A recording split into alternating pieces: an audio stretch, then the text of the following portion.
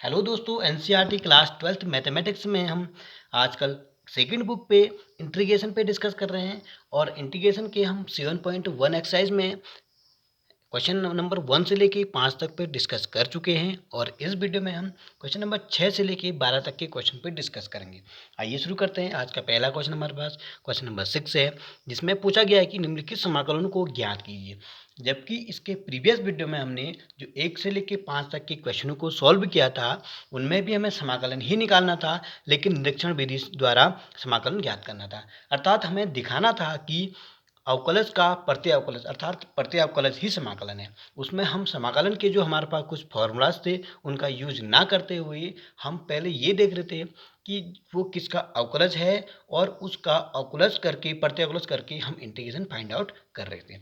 लेकिन यहाँ हमें सीधे सीधे समाकलन ज्ञात करना है, तो हम हमारे पास जो निश्चित फॉर्मूले हैं उनका यूज करेंगे और सीधे सीधे क्वेश्चनों को सॉल्व करेंगे। आइए क्वेश्चन नंबर शुरू करते हैं। क्वेश्चन नंबर 6 हमारे पास है integration 4e⁻³ plus 1 into d x. पहला हमारा काम होगा कि इसको सेपरेट अलग अलग कर लेते हैं। तो हमारे पास क्या बनेगा, इंटीग्रेशन 4e⁻³ एक हो जाएगा plus integration 1 into d x. अब कांस्टेंट टर्म 4 है, ये बाहर आ जाएगा, तो हमारे पास ओनली बचेगा integration e⁻³ dx plus 1 into integration dx। 4 constant term में अब e⁻x का इंटीग्रेशन e⁻x ही होता है, तो कि यहाँ पर e⁻3x है तो e⁻3x का e⁻3x ही होगा।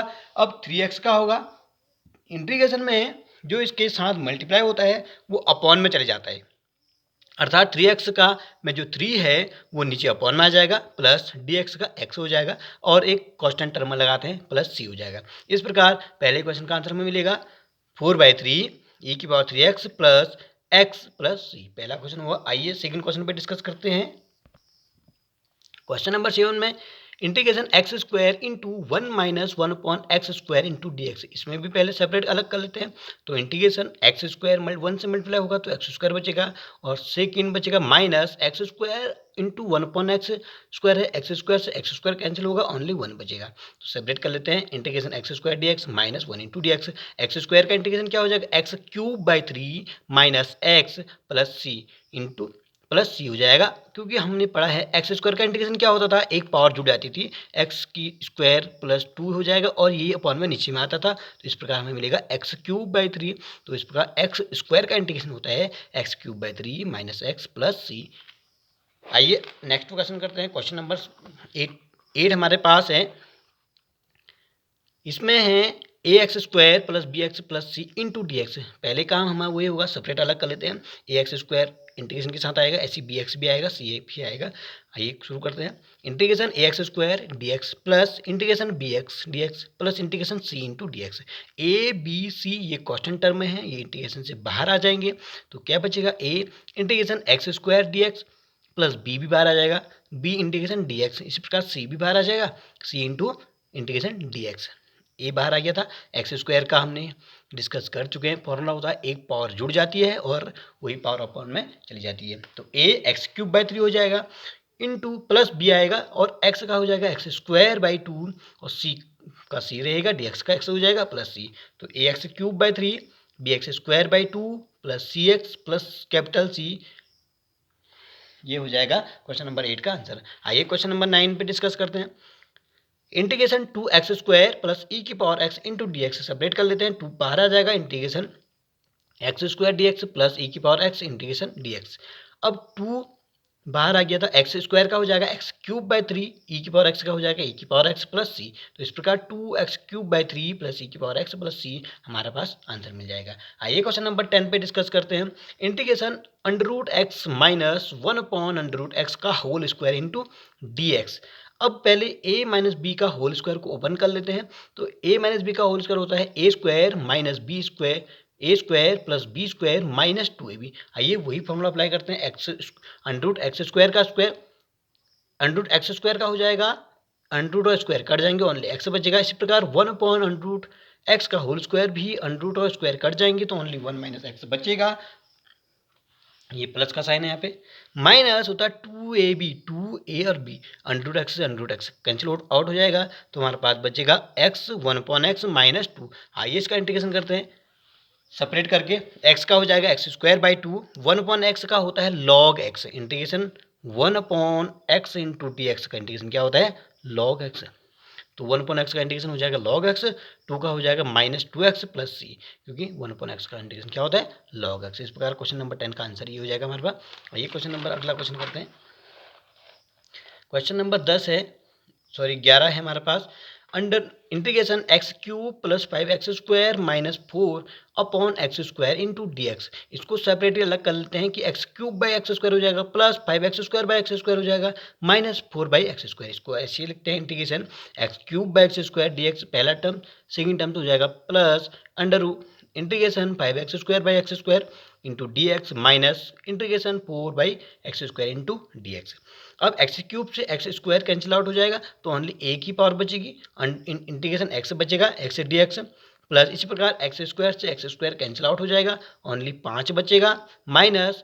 अब इस एक्स स्क्वायर को ऊपर ले आते हैं तो एक्स की पावर माइनस टू हो जाएगा। अब इंटीग्रेशन का फॉर्मूला यूज करते हैं, एक्स का हो जाएगा x square by two, five D x का हो जाएगा एक्स माइनस फोर।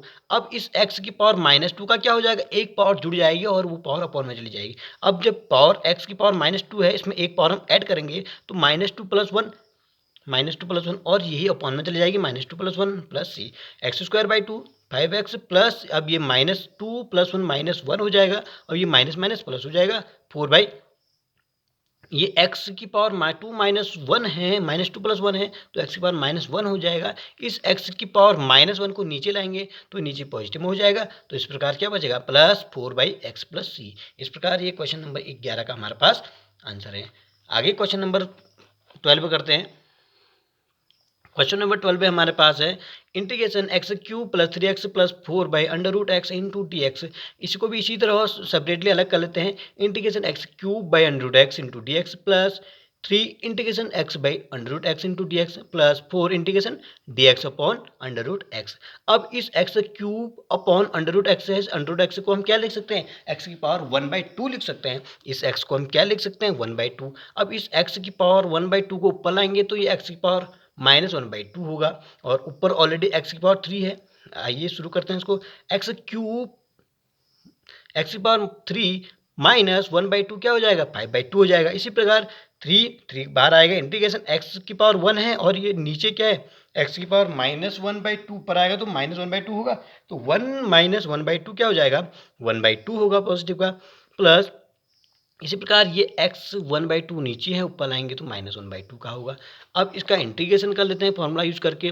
फॉर्मूला क्या कहता है कि पावर की एक पावर ऐड हो जाती है और वही पावर अपॉन में चली जाती है। तो फाइव बाई टू में अगर हम वन ऐड करेंगे तो सेवन बाई टू मिलता है, तो एक्स की power seven by two upon seven by to. इसी प्रकार थ्री तो बाहर कॉमन आ गया, एक्स की पावर वन बाई टू है, वन बाई टू में अगर हम वन ऐड करते हैं तो one by two plus one three by to होता है, तो एक्स की पावर थ्री बाई टू हो जाएगा अपॉन थ्री बाई टू। इसी प्रकार फोर बाहर आ गया, एक्स की power minus one by to है, माइनस वन बाई टू में हम वन ऐड करेंगे तो हमें वन बाई टू मिलेगा, तो इसी प्रकार हो जाएगा एक्स की power one by two upon one by two plus c है। ये इसको थोड़ा और सॉल्व कर लेते हैं, जो सेवन बाई टू है ये ऊपर आएगा तो टू बाई सेवन बचेगा, इस प्रकार ये टू बाई सेवन होगा एक्स की power seven by two plus ये थ्री है, ये थ्री से थ्री कैंसिल हो जाएगा, three into two by three x की power three by two plus four into two x की power one by two plus c. थोड़ा और इजी कर लेते हैं, टू बाई सेवन एक्स की power seven by two plus three से three cancel हुआ, to x cube by two x की power three by two plus चार दूनी आठ हो गया, एट एक्स की power one by two plus c. आइए क्वेश्चन नंबर 13 और 14 को भी डिस्कस कर लेते हैं इसी में ही। क्वेश्चन नंबर 13 हमारे पास है integration x cube minus x square plus x minus one upon x minus one into d x.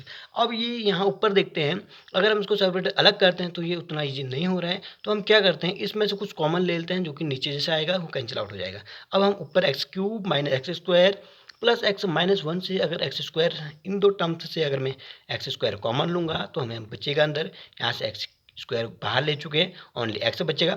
अब यहाँ से एक्स स्क्वायर बाहर ले चुके हैं तो ओनली एक्स वन ही बचेगा, तो एक्स स्क्वायर बाहर लिया एक्स माइनस वन आया।